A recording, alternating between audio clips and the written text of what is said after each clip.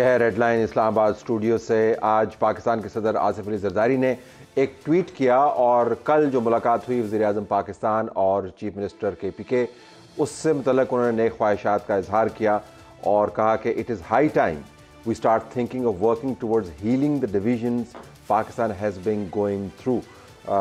इस ट्वीट की अहमियत वैसे न होती और सदर की तरफ से एक अमूमी किस्म का जज्बा खैर सगाली का इजहार ही समझा जाता अगर पाकिस्तान में वाक़तन तोड़ फोड़ और डिवीजन्स का वो हाल ना होता कि जो इस वक्त मौजूद है। दुनिया भर के जो इदारे हैं, आज IMF के साथ हमारी बातचीत का बाकायदा आगाज़ हुआ, वो चाहते हैं कि पाकिस्तान के अंदर से उनको स्टेबिलिटी की और तसलसल की खबर आए, लेकिन जब हंगामे फैलते हैं और एक तरफ से धमकियों की आवाज़ आती है और लड़ाई झगड़ा बढ़ता है तो फिर अपना इन्वेस्टर भी भाग जाता है, बाहर के इन्वेस्टर्स की तो हम क्या बात करेंगे। तो क्या वाक़तन इस माहौल में पाकिस्तान तहरीक इंसाफ जो सुन्नी इत्तेहाद काउंसिल में कन्वर्ट हो चुकी है फ़िलहाल, उसमें और हुकूमत वक्त में गुंजाइश मौजूद है बातचीत की, या सदर जरदारी साहब ने एक अच्छी नीयत का इजहार किया है जिसका हकीकत से कोई ताल्लुक नहीं है। डॉक्टर मुसद्दिक मलिक हमारे पास स्टूडियोज़ में मौजूद हैं, वफाकी वज़ीर हैं बराए पेट्रोलियम तवानाई। आपको बहुत शुक्रिया, आपने हमें ज्वाइन किया।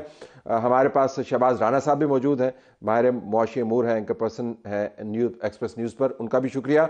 और हमें मलिक आमिर डोगर साहब ज्वाइन करेंगे होपफुली, जो रुकन कौमी असम्बली हैं सुन्नी इत्तेहाद काउंसिल, उनका स्टेशन है असम्बली के अंदर लेकिन असल में वो PTI को रिप्रेजेंट करते हैं। तो मुसद्दिक साहब ज़रा इसके ऊपर आइएगा, आज आप बातचीत में भी मौजूद थे जो IMF के साथ हुई। वाक़तन तवक्को क्या करते हैं बैनुल अक़वामी इदारे के पाकिस्तान में से, उनको किस किस्म की सियासी तस्वीर बनती हुई नज़र आए? तवक्को क्या है? सियासी तस्वीर पे आप बात करना चाहते हैं? स्टेबिलिटी जी, यानी जिस तरह बाकी ममालिक में हुकूमतें होती हैं, उनकी एक्सपेक्टेशन, उनकी क्या एक्सपेक्टेशन, हमारे इन्वेस्टर्स की एक्सपेक्टेशन, हमारे लोगों की एक्सपेक्टेशन ये है कि जैसे आम एक हुकूमत होती है वैसी हुकूमत हमारे यहाँ, उसमें एहतजाज ना हो, उसमें एतराज़ ना हो, उसके अंदर गुस्सा ना हो, क्योंकि ये तमाम इन्वेस्टर्स जो हैं वो मुख्तलिफ ममालिक के अंदर इन्वेस्ट करते हैं। तो हमारे यहाँ से भी आवाज़ जाती है कि हमारे पर ज़्यादा ही सख्त हाथ रखा हुआ है। तमाम बांग्लादेश में भी हंगामे चलते रहते हैं, इन्वेस्टमेंट वहाँ से भागती नहीं है।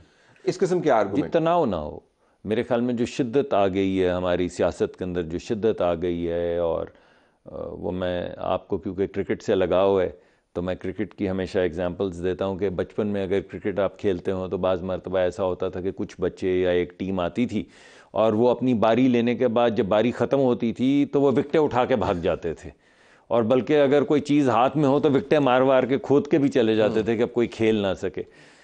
तो ये तो नहीं होता ना सियासत में। सियासत में आप हार भी जाते हैं, आप जीत भी जाते हैं, मगर ऐसा थोड़ी करते हैं कि आप अपनी बारी लेके विकटें उठा के भाग जाएं। इम्कान क्या है कि ये खेल चलता रहे और सब अपनी अपनी बारी लें?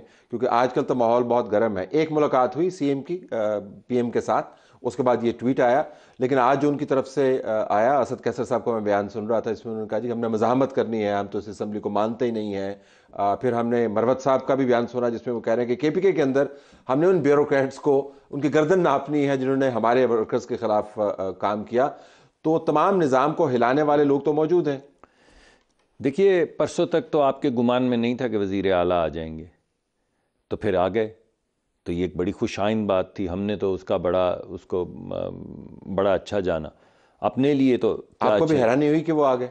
देखिए, जिस तरह की तनाव चल रहा था, इसमें एक हैरान कुन बात तो थी कि कोई तज्जियाकार एक हफ़्ता पहले तक ये सोच नहीं सकता था कि वो सख्त गुफ्तगू करते हैं, बड़े दबंग आदमी हैं, कि वो आ जाएंगे और उसके बाद ना सिर्फ आ जाएंगे और अच्छे माहौल में गुफ्तगू होगी। जो लोग गुफ्तगू में मौजूद थे उन्होंने बताया कि वो बड़ी हैरान कुन हद तक मस्बत, ख्वाजा आसिफ ने कल जिक्र किया कि बड़ी मुस्बत बातें, बड़ी मस्बत गुफ्तगू, और उसके बाद फिर जो उन्होंने प्रेस टॉक की वो भी मस्बत थी। तो ये एक अच्छी चीज़ है ना। और फिर रात को पार्टी के उनके जो चेयरपर्सन हैं बैरिस्टर साहब, उनका बयान आया कि हम गुफ्तगू के लिए तैयार हैं, वरना इससे पहले तो वो कहते थे कौन सी गुफ्तगू, सड़क पे आ जा। वो बच्चे नहीं कहते कि तू बाहर आ, कॉलेज के लड़के कहते तू बाहर आ, मतन दसना। वो गुफ्तगू पर तैयार है, उनकी कंडीशंस बड़ी सख्त हैं। वो कंडीशन, देखिए बात यह है कि अब से पहले तो वो गुफ्तगू के लिए ही तैयार नहीं थे, तो एक मस्बत बात हुई ना। अब से पहले तो आपके भी गुमान में नहीं था, और ईमानदारी की बात है हमारे गुमान में नहीं था कि वज़ीर आला साहब तशरीफ़ ले आएंगे, तो वो आ गए ना। तो इसका मतलब है कि एक एक स्टेप, छोटे छोटे स्टेप्स लेकर हम थोड़ा सा रवैया भी तब्दील कर रहे हैं और होपफुली एक अच्छी डायरेक्शन में भी जा रहे हैं, होपफुली। लेकिन जो आप बातें कर रहे हैं इसमें से कोई भी ऐसी बात नहीं जिसको मैं डिनाई कर सकूं। ओके, शहबाज, ज़रा आप हमें पर्सपेक्टिव ऑफर कीजिएगा कि पाकिस्तान 2018 से लेकर 2024 तक मुसलसल बहरान की कैफियत में है। जब हुकूमत स्टेबल थी एक पेज वाली, तब भी बहरानी कैफियत थी। जब एक पेज वाली हुकूमत गई तब भी बहरानी कैफियत थी। जब PDM-1 आया बहरानी कैफियत थी। जब केयर टेकर्स आए बहरानी कैफियत है। फिर ये हमने सोचा कि इंतखाबात हो जाएंगे तो ये बहरान का तूफ़ान जो है, ये जो शिद्दत है और ये हिद्दत है, ये निकल जाएगी। लेकिन हम फिर उसी नुक्ते पर खड़े हैं। तो क्या ये खैर सगाली का जो जज्बा है जिसका इजहार किया प्रेसिडेंट साहब ने, ये सिर्फ ये जज्बा ही है या आपको अमली सूरत बनती हुई नजर आ रही? जी तलब तो सैन साहब, दो कल खबरें आई। एक खबर तो ये आई कि वज़ीर आला KP ने दौरा किया और मुलाकात की प्राइम मिनिस्टर साहब से, जिसको हम सब ने बहुत वेलकम किया कि जमहूरी निज़ाम के लिए, सियासी निज़ाम के लिए ये बहुत ही अच्छी चीज़ थी। उसके साथ ही एक ऐसी खबर भी आई कि जो KP के चीफ मिनिस्टर हैं उनको डिस्क्वालीफाई करने के लिए कोई पिटीशन भी है और उनको डिस्क्वालीफाई भी किया जा सकता है। तो इस किस्म की जो कॉन्ट्राडिक्टरी खबरें आती हैं, वो जो सियासी तनाव होता है उसमें इजाफा करता है इस तरह की खबरों का आना। और मेरा ख्याल अगर इस वक्त कोई पॉलिटिकल इंस्टेबिलिटी होती है, उसका सबसे ज़्यादा नुकसान एज आ फेडरल गवर्नमेंट तो PMLN को होगा और उनके अलाइज को होगा, उसके साथ हम सबको भी होगा।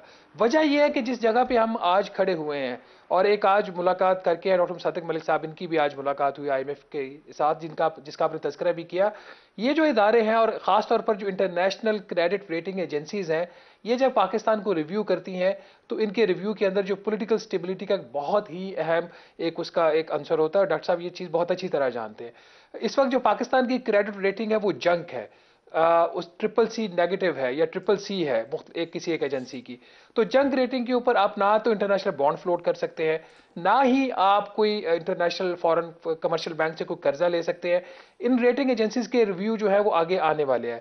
देयर इज अ पॉसिबिलिटी अगर पाकिस्तान में पॉलिटिकल स्टेबिलिटी हो, उसके साथ इकोनॉमिक स्टेबिलिटी हो, उसके साथ IMF का प्रोग्राम हो, तो ये जो हमारी जंक रेटिंग है इसको वो ये क्रेडिट रेटिंग एजेंसीज इंप्रूव कर सकते हैं। क्या अगर इसी तरह की तनाव की सूरत हाल रही तो क्या ये जो रेटिंग एजेंसीज इस चीज को कंसीडर नहीं करेंगी? PTI की तरफ से अगर कोई इंस्टेबिलिटी की बात हो तो बात समझ आती है, वो अपोजिशन में है और उनके ऊपर कुछ ज्यादतियां भी हुई हैं जिसका हम सबको पता है। हुकूमत की तरफ से या रियासती अदारों की तरफ से इसमें कंट्रीब्यूट किया जाए, इसको फ्यूल किया जाए, उसको ना वेलकम करना चाहिए और ना हुकूमत को ये काम करना चाहिए। अगर मैं आपसे पूछ पाऊं कि आपके ख्याल में हुकूमत वक्त कहां पर फ्यूल करती हुई नजर आ रही है? क्योंकि तवक्को पाकिस्तान में बसा औकात ये बन जाती है और ये गैर अमली तवक्को है कि अगर हमने ये मामला तय करने हैं तो बाकी तमाम मामला पसपुश डाल दें। यानी वो क्या करें? अगर चीफ मिनिस्टर के खिलाफ डिस्क्वालिफिकेशन की पिटीशन है तो क्या उसको ये विड्रॉ करवा लें? अगर उनका बंदा हार जाता है रिकाउंटिंग के अंदर तो क्या ये कह दें कि नहीं, जीते तो हमें, ये सीट हमसे ले लें, 9 मई को ये विड्रॉ कर? मतलब क्या करें कि ये मामला जो है मजीद फ्यूल ना हो? तलत हुसैन साहब, ये जो सारी सियासी चीजें हैं आपको मेरे से बहुत अच्छी तरह पता है। अगर तो पाकिस्तान में अदालती निज़ाम, पाकिस्तान में election commission of Pakistan, Pakistan के जो बाकी रियासती अदारे, अगर तो मेरिट के ऊपर बात करे और काम कर रहे होते तो मुझे और आपको ये इश्यूज डिस्कस करने की जरूरत ही नहीं होती। यहाँ पे चीजों को ट्रिगर करवाया जाता है। यहाँ पे एक इदारे के अंदर दो दो ग्रुप्स बने होते हैं, जो कोई एक काम कर रहा होता है, कोई दूसरा कर रहा होता है। एक हुकूमत में एक वजीर, मैं इनकी बात नहीं कर रहा जो हमारी हिस्ट्री रही है, एक हुकूमत में एक वजीर एक स्टेटमेंट देता है और दूसरा ऐसा उठ के स्टेटमेंट देता है जिससे प्रॉब्लम्स क्रिएट होते हैं। इस वक्त जो सूरत हाल बनी हुई है, हम सबको पता है कि चीजें और जो इदारे हैं और जो निज़ाम है वो मेरिट के ऊपर काम नहीं कर रहा। अगर किसी जगह पे कोई टिंकरिंग हो रही है, कुछ चीज़ों को फ्यूल करने की कोशिश की जा रही है, तो हुकूमत का काम है कि अपने ताल्लुकात को इस्तेमाल करके उन चीज़ों को ख़त्म करे। अगर KP के चीफ मिनिस्टर को किसी पिटीशन के ऊपर कल डिस्क्वालीफाई किया जाता है तो उसका रिजल्ट क्या होगा? उसका रिजल्ट तो एजिटेशन होगी ना। क्या हुकूमत ने वो किया, क्या हुकूमत ने करवाया, इसकी तरफ कोई नहीं देखेगा। जो इंस्टेबिलिटी होगी, इसका जो नुकसान होगा वो हुकूमत को ज्यादा होगा बजाय कि पीटीआई को। पीटीआई तो पहले ही एक दीवार के साथ लगी हुई है, वो जितना स्टेप वहां से एक आगे आएगी उसने तो गेन करना है। लूज किसने करना है? लूज उसने करना है इत्तेहादी जमातों की हुकूमत ने, और उस जो पॉलिटिकल स्टेबिलिटी आएगी उसकी वजह से जो इकोनॉमिक स्टेबिलिटी आएगी उसे सरमायाकारों ने लूज करना है और हम आवाम ने लूज करना है। तो अब मामला ये हुआ है डॉक्टर साहब के बहुत सारे ऐसे ट्रिगर जो आपके कंट्रोल में नहीं है, मतलब 9 मई के जो मुकदमात हैं वो आपके कंट्रोल में नहीं हैं, वो अदालतों के कंट्रोल में है। आज सुन्नी इत्तेहाद काउंसिल और डोगर साहब को हम वेलकम कहते हैं, उन्होंने भी ज्वाइन कर लिया। उनके बारे में मखसूस नशिस्तों के ऊपर पेशावर की कोर्ट ने फैसला दे दिया, वो इनके खिलाफ गया। रिकाउंटिंग के अंदर इनकी एक सीट कम हो गई, आपकी एक सीट ज़्यादा हो गई। तो क्या आपको ये चीज़ें भी मैनेज करनी पड़ेंगी कि ये कुछ ना हो ताकि स्टेबिलिटी बरकरार रहे? देखें, मैं कुछ आपके सामने चीज़ें रखना चाहूँगा।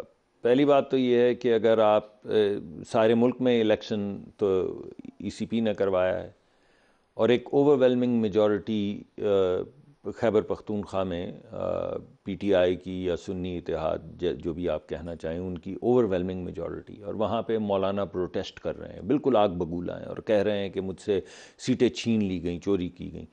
हमारे भी कुछ लोग नाराज़ हैं। पंजाब के अंदर वो बेल्ट जहाँ पे हम कभी इलेक्शन नहीं है, गुजरांवाला, फैसलाबाद, जिसको आप जीटी रोड वाली बेल्ट कहते हैं, और हमारे बेशुमार दोस्त जावेद लतीफ़ साहब कई प्रोग्राम्स में आ चुके हैं, और बड़े बड़े दोस्त हमारे खुर्रम दस्तगीर खान साहब हार गए, ख्वाजा साद रफ़ीक साहब हार गए, बड़े बड़े राना सनाउल्लाह साहब हार गए, यानी जय्यद किस्म के लीडर्स जो हैं वो हार गए तो हार गए।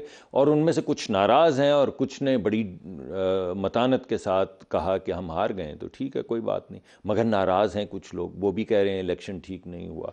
बलूचिस्तान में इंडिपेंडेंट्स जो हैं वो नाराज़ हैं, जो नेशनलिस्ट हैं वो बहुत ज़्यादा नाराज़ हैं, और वो कह रहे हैं कि हमारे साथ बड़ी ज़्यादती, हमारा इलेक्शन चुरा लिया गया। कमाल इलेक्शन नहीं है कि सारी नाराज़ जी, हैं। सब नाराज़ हैं। तो देखिए, इसको बेहतर करने का तो तरीका वही है कि कभी ना कभी तो हमें मिल बैठना होगा ना।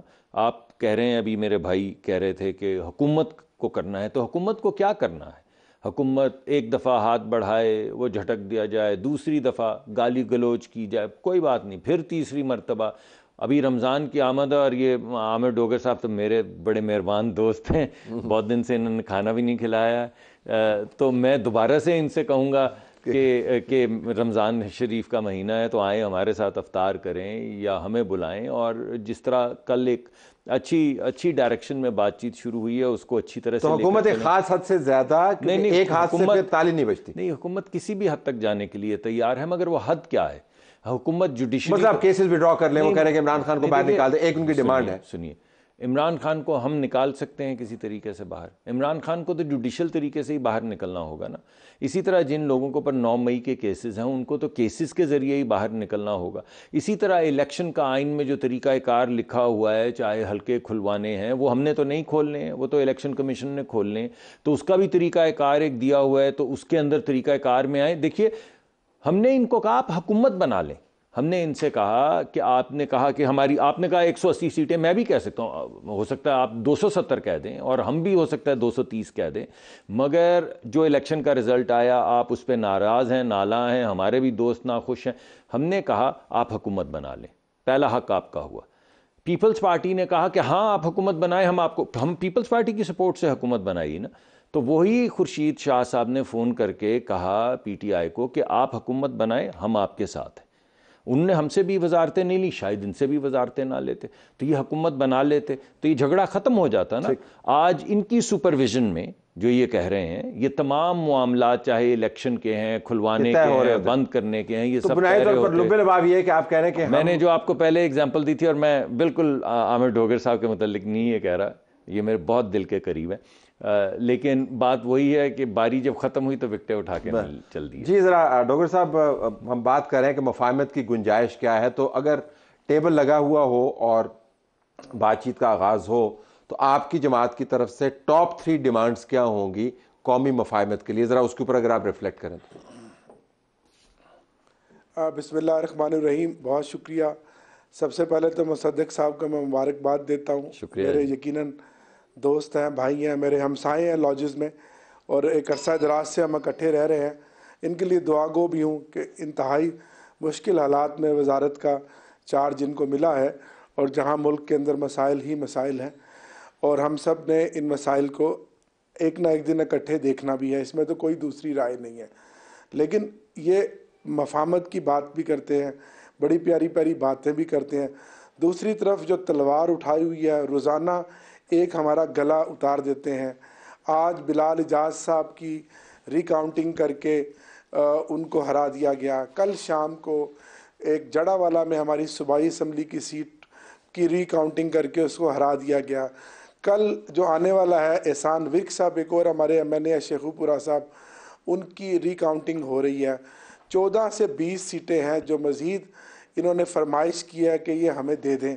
अब कितनी सीटें लेके इनका पेट असेंबली में भरेगा जो हमारी। अच्छा डॉक्टर साहब, अगर थोड़ी सी वजाहत, आप बयानिया जारी रखेगा, जरा वजाहत के लिए सर, बात मुकम्मल होने दें। नहीं आप कीजिएगा, मैं सिर्फ वजाहत के लिए आपके तसलसल में ही कि ये इन्होंने किस से दरख्वास्त की है कि इनको मजीद सीटें दें? ये आपको भी पता है सर, मुझे भी पता है और इनको भी पता है। ठीक है, ठीक है, मुनासिब है, सबको पता है, बच्चे बच्चे को पता है। अच्छा अब देखें, या तो ये सियासी जमातें थी तदब्बुर का मुजाहरा करती, हमें उसी दिन पता लग गया था जब अभी केस हमारा ज़ेर समाअत था, ECP ने फैसला नहीं किया था, और ये तमाम सियासी पार्टियां फरमाइश के ऊपर जाकर अपनी लिस्टें दे आई थी कि जी ये नशिस्तें हमें दे दी जाएँ। मफाहमत के लिए कुछ बढ़ना पड़ता है, कोई एक कदम आगे बढ़ना पड़ता है, कोई 2 कदम आगे बढ़ने पड़ते हैं।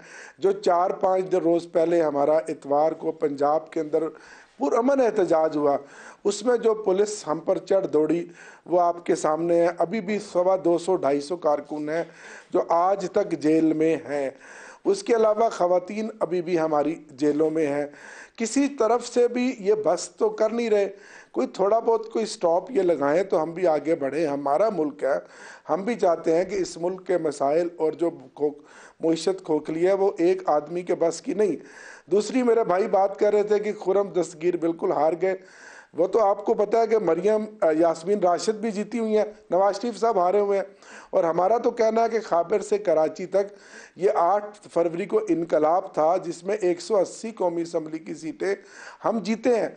ये आप भी जानते हैं, सब जानते हैं, लेकिन अब जानते तो सब है लेकिन बोल इसलिए नहीं सकते क्योंकि आप सबको पता है कि पॉलिटिकल स्पेस जो है वो हमारी बिल्कुल क्यों आप कहते हैं कि हम बोल नहीं सकते? हम बिल्कुल बोलते हैं, अगर आपको शवाहिद है तो बिल्कुल बोलें, लेकिन दावे की बात है ना, आपने इसको साबित करना है 180 सीटों को कि जी हमारे पास 180 सीटें, तो साबित करेंगे ना। शवाहिद फॉर्म 45 है हमारे पास। देखें, ट्रिब्यूनल्स अब बन चुके हैं, ट्रिब्यूनल तलत सब जब बन जाते हैं उसके बाद ये जो रिकाउंटिंग है इसका अमल नहीं होता। स्टार्ट में समरी ट्रायल ECP करता है, और कभी ऐसा नहीं होता कि समरी ट्रायल में भी वो पेशियां देता रहे। और ट्रिब्यूनल्स में चलो जो चीज़ें होती हैं वो एक जिसको कहते हैं जस्टिफाई होती हैं।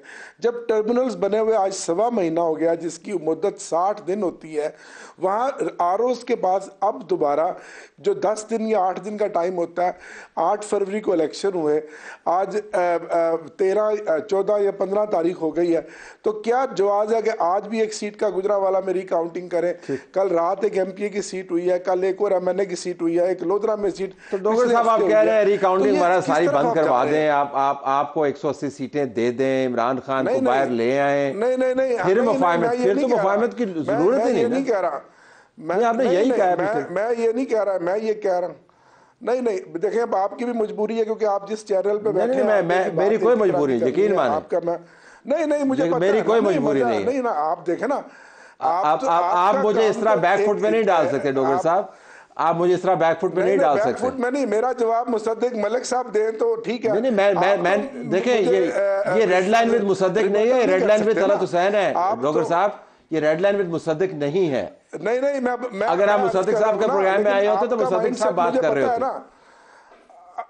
आपका माइंड सेट मुझे पता है ना। अगर आप मैं आज के प्रोग्राम में आ गया हूं तो मुझे अपना मौकफ तो लेने देना। पूरा आपको 4 मिनट तो आप मजीद बोलेंगे, लेकिन आप कहते हैं कि मैं सवाल भी ना करूं बीच में। नहीं आप मेरे नहीं सवाल आप जरूर करें, लेकिन आप तो जानबदारी का मुजाहरा तो ना करें। अच्छा, अब आप गैर जानबदार और मैं जानबदार हूं, यानी आप गैर जानबदार और मैं जानबदार। नहीं इस तरह तो फिर अगर आप बात करेंगे तो फिर मैं आपसे माजरत चाहूंगा। आप मेरी बात ही नहीं सुन रहे, आप खुद जवाब दे रहे हैं। जवाब मुझे मेरे भाई मुसद्दक मलिक ने देना है, आपने तो नहीं देना ना जवाब। गो अहेड, बोलिए। आपने अगर इस प्रोग्राम को न्यूट्रल रखना है तो आपका प्रोग्राम जो है वो मैं आपकी बड़ी इज्जत करता हूं, लेकिन इस तरह नहीं है। मैंने अपना मौकफ दे दिया, अब मुझे मुसद्दक मलिक साहब जवाब दें क्या मेरी बातें गलत है। अगर गलत है तो मैं उसको जवाब देता हूं। अच्छा, इसमें अगर आप इजाजत दें तो मुसद्दक साहब से पहले मैं राना साहब के पास चला जाऊं या ना जाऊं? जी, कि पहले मुसद्दक साहब से जवाब लें? चले जाएं सर, राना साहब के पास। राना साहब नहीं, आप पहले राना साहब के साथ चले जाएं। ये प्रोग्राम का सीक्वेंस बनाना आपका काम है। अच्छा, बड़ी मेहरबानी सर, ये आपका काम है, मेरा काम नहीं है। बड़ी मेहरबानी सर, बड़ी मेहरबानी। ये तो कंसीड कर दिया आपने सर, बड़ी बहुत शुक्रिया आपका। चलिए, इसी दौरान ब्रेक आ गया, तो मुझे ब्रेक लेने थे। कमर्शियल ब्रेक पहले से तयशुदा है, उसके बाद जाएंगे मुसद्दक साहब के पास। पाकिस्तान में क्या मफाहमत का अमल वाकतन किसी अमले नतीजे पर पहुंच सकता है या नहीं, हमने जाना राना साहब के पास था। Shahbaz, if you could hold your thoughts on this, क्योंकि डोगर साहब ने बात की है और मुसद्दक साहब से वो जवाब तलब कर रहे हैं। गो अहेड जी, शूट योर केस। जी, मैं कोशिश करता हूँ, वैसे डोगर साहब के सामने मेरी चलती नहीं है कोशिश करता हूँ। देखें, बात यह है कि इस वक्त मुतालबा पीटीआई का क्या है। एक तो दावा क्या है, दावा है कि 185, मैं कहता हूँ 785 कहना चाहिए था। भाई कहना ही है ना, तो 185 से तो कुछ नहीं बनेगा। 200 कहते, 250 कहते, 500 कहते, 700 कहते। दावा करना है तो बड़ा करें। ये 180 का दावा क्या हुआ? यानी 180 के दावे की कोई बुनियाद होनी चाहिए। वो कह रहे हैं हमारे पास फॉर्म 45। मैं उसी तरफ आ रहा हूँ। तो हमने इनको कहा कि जनाब ये तो सिर्फ दावा है। इन्होंने कहा हल्के खोल दें, थैले खोल दें। अब थैला खुला है तो नाराज़ हो गए। यानी ये बिलाल एजाज साहब का क्या हुआ है? थैला खुला है और रिकाउंट हुआ है, हल्का खुला है। कह रहे थे हल्के खोल दें, जब हल्का खोला, हल्का नहीं खोल रहे तो नाराज़ हैं, हल्का खुल गया तो नाराज़ हैं। तो फिर क्या करें? ज़बरदस्ती जो भी शख्स है उसकी मिन्नत करें, समाजत करें कि अगरचे बोरी खुलने के बाद, वोट गिनने के बाद बिलाल साहब हार गए हैं, लेकिन क्यों ना ऐसा किया जाए कि मुफाहमत की फ़िज़ा में बिलाल साहब को ही ना सिर्फ ये बल्कि वज़ीर भी बना दिया जाए। ये तो अजीब सी बात लगती है ना कि यानी हल्का खोल दें वरना हम सड़क पे हैं। आपने हल्का खोल दिया, अब हम सड़क पे हैं। ये तो बड़ी अजीब सी बात लगती है। उनका सस्पेशन है कि निज़ाम रिग्ड है। देखिए बात, और इसके अंदर से थैले जब खोलेंगे तो उसके अंदर से रिग्ड रिजल्ट आएंगे। देखिए बात नहीं, तो फिर बात यह है ना कि फिर तो हमें सिर्फ डोगर साहब की बात माननी पड़ेगी। फिर तो हमें कोई और चीज़ नहीं ना चाहिए, वोट भी नहीं चाहिए हमें, फिर थैला भी नहीं चाहिए, वोट भी नहीं चाहिए, जज भी नहीं चाहिए, इलेक्शन कमीशन। अब आप इसमें देखिए कौन कौन गलत है। हम तो गलत ठहरे क्योंकि ऑपोजिशन में हैं, लेकिन जज भी गलत ठहरे और इलेक्शन कमीशन भी गलत। और इलेक्शन कमीशन कौन? जो लगाया इमरान खान साहब ने लगाया, इलेक्शन कमिश्नर को भी लगाया, इलेक्शन कमीशन को भी लगाया, वो भी गलत ठहरे। जज भी गलत, सहाफ़ी भी गलत, अदालत भी गलत, ऑपोजिशन भी गलत। सिर्फ एक चीज़ ठीक है और वो है पीटीआई, यानी तहरीक वो सुन्नी इत्तेहाद। अब देखिए, चलिए, मगर मैं ये कह रहा हूँ कि जब खुल गया, खुल जा सिम, खुल गया सिम, तो अब नाराज़गी किस बात की है? भाई वोट तो गिने ही जाएंगे ना। अब आप कहें कि अगर वोट मेरे हक में ना निकले तो इसका मतलब धांधली। इसका मतलब धांधली किस चीज़ का मतलब है? धांधली इस चीज़ का मतलब नहीं कि वोट पे ठप्पा लगाए। धांधली इस चीज़ का भी मतलब नहीं है कि वोट गिना नहीं गया है। धांधली इसका मतलब है कि वोट गिना गया और मैं नहीं जवाब में निकला। लेकिन अब ये तमाम बयानी के अंदर तेजी से करूँगा।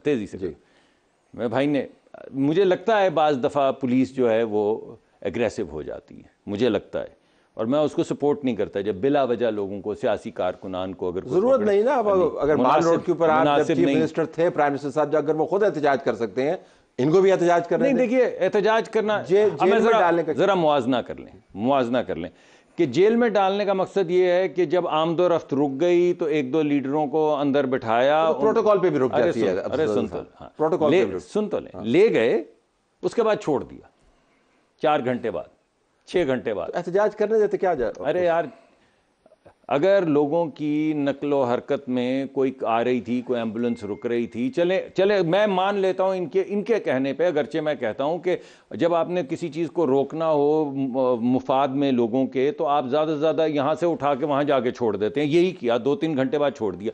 अब इसका मुवाजना कीजिए ख्वाजा साद रफ़ीक की 2 साल की जेल का, या ख्वाजा सलमान रफ़ीक की 2.5 साल की जेल का, या हमजा शरीफ की 3.5 साल की जेल का, या एहसन इकबाल की जेल का, या ख्वाजा आसिफ की जेल का, या कामरान माइकल की जेल का, या राना सनाउल्लाह की हेरोइन का, जिसकी सज़ा मौत है।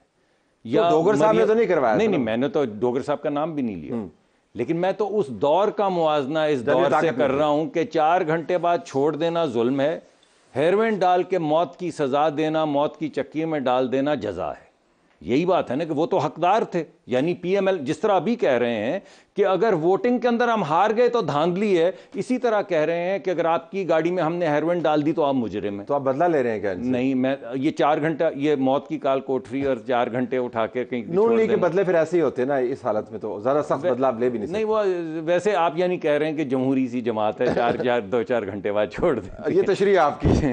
लेकिन बट इनके बयानिए के बाद डू यू रियली बिलीव कि आप हेडवे कर सकते हैं? जी मेरा ख्याल है, इसके बावजूद जी मेरा ख्याल है, मुझे बड़ा एतमाद है कि जिस तरह कल चीफ मिनिस्टर साहब आए हैं, कल पार्टी के इनके चेयरमैन ने कहा है कि मुज़ाकरात के लिए खुलें, और जिस तरह मलिक साहब से मेरे ताल्लुकात हैं और दीगर सलमान अकरम राजा साहब से मेरे ताल्लुकात हैं, मुझे यकीन है कि when the temperatures go down we would be able to figure, क्योंकि सारे लोग मुल्क के लिए तो काम करना चाहते हैं। हो गया है। ओके, मगर let me hear Shahbaz Rana कोई कमेंट, फिर आई गो टू डोगर साहब। शहबाज साहब जी, ये तमाम गुफ्तगू के बाद आप की उम्मीद अभी भी कायम है या नहीं?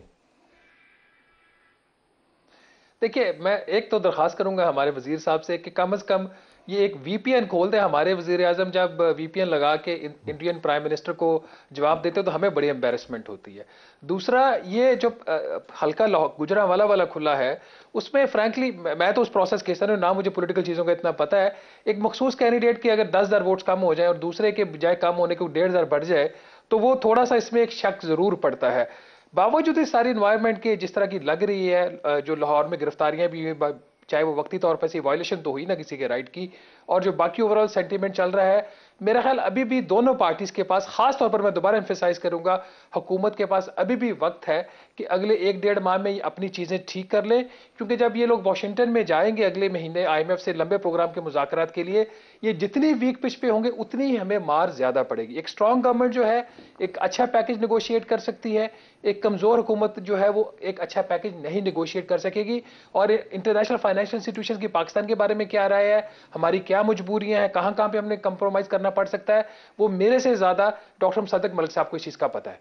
जी डॉक्टर साहब, जरा वापस आपकी तरफ आए। अभी जो मुसद्दक साहब फरमा रहे थे कि वो मयार मुतय्यन कर दें। जी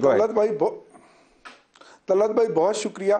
पहली बात जो आज, क्योंकि जो बिलाल इजाज साहब की रिकाउंटिंग की बात हो रही है, ठहले खुलना कोई बुरी बात नहीं है। मैं सादगी पे अपने भाई की बस कुर्बान जाऊं।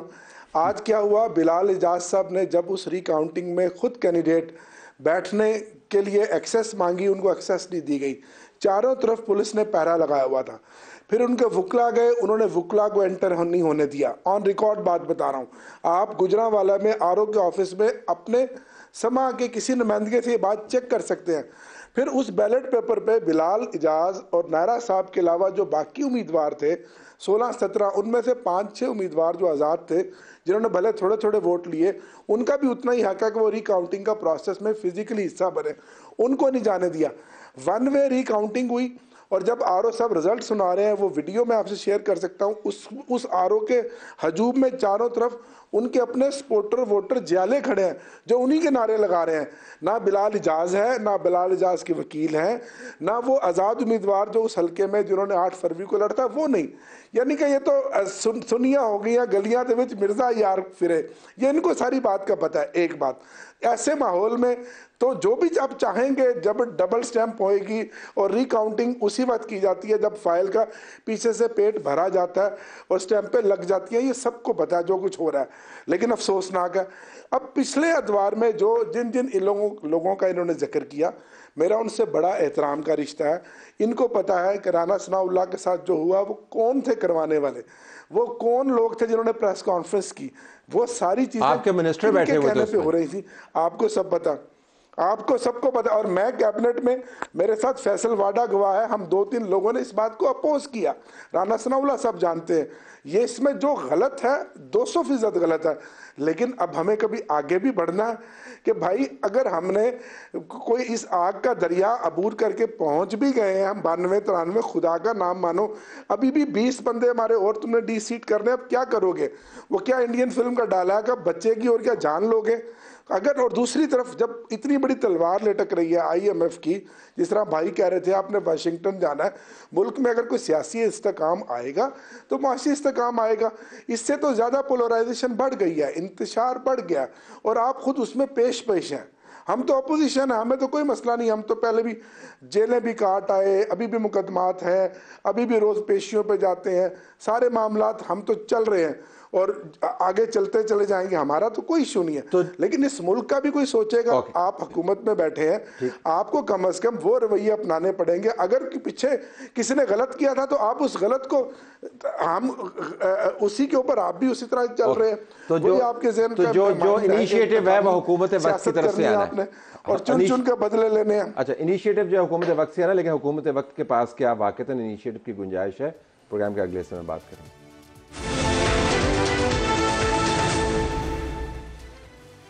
क्या पाकिस्तान में मफाहमत सियासी तौर पर वाकईतन मुमकिन है? तो डॉक्टर साहब, आपने मुकदमा तो सुन लिया।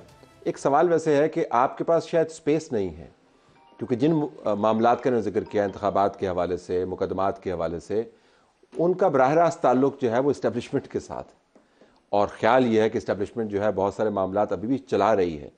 तो हो सकता है आप दिल से करना चाहते हो, मुझे नहीं पता आपकी पॉलिसी हो, लेकिन आपके अपने हाथ भी बंधे हुए। देखिए, मुझे अगर शिकवा हो डोगर साहब से, तो मैं आपसे तो नहीं करूँगा ना, मेरे भाई हैं तो मैं उन्हीं के पास जाके उनसे शिकवा करूँगा। अदालती कार्रवाई का ज़िम्मेदार तो मैं नहीं ठहर सकता ना, ECP की कार्रवाई का ज़िम्मेदार तो मैं नहीं ठहर सकता। इस वजह से हम जो काम करना चाहते हैं, जिस तरह ये कह रहे हैं कि आगे बढ़ना है या नहीं, तो हम तो कह रहे हैं आगे बढ़ना है। हम कह रहे हैं कि ना सिर्फ हम कदम बढ़ा रहे हैं बल्कि हाथ बढ़ा रहे हैं। आप झटक रहे हैं और हम फिर भी हाथ बढ़ा रहे हैं, और आज फिर हम हाथ बढ़ा रहे हैं, आपके प्रोग्राम में भी हाथ बढ़ा रहे हैं। और हमें लगता है कि कल के बाद ऐसा लगा है कि कुछ मस्बत उसमें तब्दीली भी आई है, तो उम्मीद भी पैदा हुई है कि हाँ, इसका ताल्लुक IMF से नहीं है। ये मुझे पता है कि हमारा एक बहुत बड़ा मसला है मुआशी, इस वजह से IMF को हम ज़रा ज़्यादा फोकस करते हैं। IMF तो हमारा मसला नहीं, हमें तो जो करना है वो अपने बच्चों के लिए करना है। IMF के साथ भी जो हमारा तरीक़ाकार है, IMF जो बात करती है वो क्या कहती है, हम तो IMF को ये हमें कहना चाहिए। और हमारा रवैया इस हुकूमत का इस वक्त ये है कि we would do these things और मैनी थिंग्स विद यू और without you, because we are doing it for our own children. ये कैसे हो सकता है कि हम 1000 अरब का नुकसान करें बिजली में हर साल और वो बढ़ता चला जाए? आपने शायद इब्तदाई में जिक्र किया या किसी और प्रोग्राम में कि 5000 अरब का नुकसान कर बैठे हैं। तो 5000 अरब 16-18 बिलियन डॉलर, $1 बिलियन का प्रोग्राम है, और सिर्फ 2 फ्लोर्स पे, फ्लोर नंबर 2A ब्लॉक यानी बिजली और फ्लोर नंबर 3A ब्लॉक यानी पेट्रोलियम, 2 फ्लोर एक बिल्डिंग के, इतने बड़े सेक्रेटेरिएट में जिसमें 20 मिनिस्ट्रीज हैं, 5000 अरब का खप्पा डाल चुके हैं सरकार में, जो टैक्स पेयर को भरना है। तो ये कैसे चल सकता है? इससे IMF का क्या ताल्लुक है? इसी तरह हमारी सियासत ये है कि आपने अभी तक रोका नहीं ना, तो तभी IMF नहीं, कहने पे हम रुकवा रहे हैं। नहीं, देखिए ना, अगर इतना हमें ख्याल होता बच्चों का तो हमें ये करना ही नहीं चाहिए। नहीं, हम कर रहे हैं ना। देखिए, हमने वेल हेड के ऊपर सर्कुलर डेट खत्म कर दिया था ना, वो कुछ किया तो हुआ। उसके बाद जो हमारी अबूरी हुकूमत थी उसने LNG को भी उसमें डाला। अब हम इसको आगे बढ़ाने लगे, ये भी मैं आपको बता दूं। लेकिन सियासी मुफाहमत पे वापस मैं सियासत की, देखिए, ये सियासी मुफाहमत का भी ताल्लुक IMF से नहीं, मेरा जो डोगर साहब से ताल्लुक है, आने वाली नस्लों का इस मुल्क से जो ताल्लुक है, हमारा कॉन्फिडेंस इस मुल्क के ऊपर, हमारे बच्चों का कॉन्फिडेंस अपने मुस्तकबिल के ऊपर, उससे ताल्लुक है। उसके लिए तो हमें इकट्ठा होना होगा ना। अब ये अगर इलेक्शंस का तरीक़ाकार ठीक करना है, मैंने आज 2018 का जिक्र नहीं किया, वैसे मैं प्रोग्राम्स में कर देता हूँ। वो मैंने अपने भाई के एहतराम में नहीं किया है। लेकिन 2018 हो या 2013 हो या 1990s हो या 2024 हो, किसी दिन तो बैठेंगे ना कि आने वाले वक्त में कोई भी शख्स उंगली ना उठाए। तो इस सिलेक्शन तो को भी क्या देख चाहते लेते हैं कि अपने एतराजात को पुश डाल के, आपने जब ओथ लिया है, आप असेंबली में आए हैं, आप एक कमेटी में बैठ जाए ना और वो तमाम इस इलेक्शन के हवाले से भी तजावीज़ ले आए, आने वाले इलेक्शंस के लिए भी तजावीज़ ले आए। अगर ट्रूथ एंड रिकंसिलिएशन करनी है, हकीकतन मरहम रखना है, तो पिछले इलेक्शंस को भी सामने ले आए और कोई तरीकाकार। ये बेहतरीन सजेशन। डॉक्टर साहब, क्विकली कमिंग टू यू, तो इस तमाम एतराजात को पेश नजर रखते हुए भी आप एक कमेटी का हिस्सा बन सकते हैं और ये कहें कि वो कमेटी करती रहे अपना काम, एतराजात भी करते रहे, प्रोटेस्ट भी बेशक थोड़ा बहुत करते रहे, मगर थोड़ा बहुत। तलत भाई बहुत अच्छी बात की है मेरे भाई ने, आपके प्रोग्राम से बात आगे बढ़ी है। जो गुफ्तगू इन्होंने मेरे भाई ने आपके प्रोग्राम में की है, ये गुफ्तगू कल बिल्कुल इखलास के साथ अपनी कैबिनेट में करें, अपने प्राइम मिनिस्टर साहब से करें और मैंडेट ले वहाँ से जिनके हाथ में रिमोट है, और आगे बढ़े। मैं तैयार हूँ। अरे बेहतरीन काम हो गया। फिर देखिए, तो मैंडेट ले जिनके हाथ में रिमोट है, यानी फौज से। जी, आपने तो नाम ले लिया। जिनके हाथ में भी रिमोट है इनको भी नहीं, तो आप नाम लेना डॉक्टर साहब, क्या होगा, बंधे हुए हैं ना बच्चे को नाम पता है, किसी नाम लेना। पहले ये कैबिनेट में ये बात करें जो इन्होंने आपके टॉक शो में बात कर रहे हैं। इन्होंने रिमोट भी हमारे हाथ से निकाल दिया। आपके हाथ में रिमोट नहीं, जी, फिर आपने बुलाया क्यों प्रोग्राम में? नहीं, बच्चा जानता है मोहब्बत मैं रिमोट वाला प्रोग्राम नहीं कर रहा ना, मैं तो सीधा प्रोग्राम। आपने कहा कि आपके हाथ में रिमोट ही नहीं, तो मेरे गुमान में आया, तो फिर मुझे बुलाया। संजीदगी से आपको काबीना में ये बात करें, और ये बात मैंने जो की है, यही बात शहबाज शरीफ साहब कर रहे हैं और ये बात मैं दोबारा कर दूंगा, लेकिन मुझे तो मालूम है कि वो कर रहे हैं। ये जो बार बार आके काबीना में कह रहे हैं, सख्त कलामी के बावजूद वो कह रहे हैं कि मैं हाथ बढ़ाना चाहता हूँ, आप 3 मरतबा झटक चुके हैं, मैं फिर एक दफ़ा हाथ बढ़ाना चाहता हूँ। तो आप एक दफ़ा हाथ बढ़ा देना, बैठ जाएं, हमें एक्सपोज कर दें, आप आ जाइए। मगर आप ये, अगर आप कहते हैं कि मुझे ये बात करनी चाहिए, तो मुझे कोई आर नहीं है इसमें बात करने में। क्या आर है? मैं यहाँ पे टीवी पे कर रहा हूँ, जब पूरी पार्टी मेरी देख रही है, शहबाज साहब हमारे वज़ीर आज़म देख रहे हैं, हमारी वज़ीर आला देख रही हैं। उन्होंने अपनी इब्तदाई तकरीर में कहा कि मैं आगे बढ़ना चाहती हूँ। नवाज शरीफ ने कहा मैं आगे बढ़ना चाहता हूँ। शहबाज शरीफ साहब मुसलसल कह रहे हैं कि मैं आगे बिल्कुल आखिर में तो भाई क्विक वर्ड। तो डॉक्टर साहब, अगर ये बात कर देंगे तो आप रिस्पॉन्ड कर देंगे फिर क्या? जी बिल्कुल रिस्पॉन्ड करेंगे जी। ये आगे बढ़े इखलास के साथ, सिर्फ लफाजी ना हो। 2 दिन में अडयाला जेल के बाहर जो 2 किलोमीटर का पैरा लगा हुआ है, ये जानते हैं क्या किया हुआ है? एक इमरान खान साहब की बजाय 5000 कैदी जो हैं उनकी भी मुलाकातें बंद, फैमिलीज की मुलाकातें बंद, बाकी चीज़ें बंद। मीडिया 2 किलोमीटर दूर तक नहीं जा सकता। हालात तो देखें जो इन्होंने बनाए हुए हैं। ठीक है, आप किस चीज़ का डर खौफ है उसको मुकदमों में आप I have to leave it there, Dr. Saab. I have to leave it there. Unfortunately, the program is over. लेकिन thank you very much for being part of the program. Shahbaz, same for you. Doctor साहब, same for you. हमारी तरफ से यही कुछ इजाज़त चाहते हैं। अल्लाह हाफ़िज़।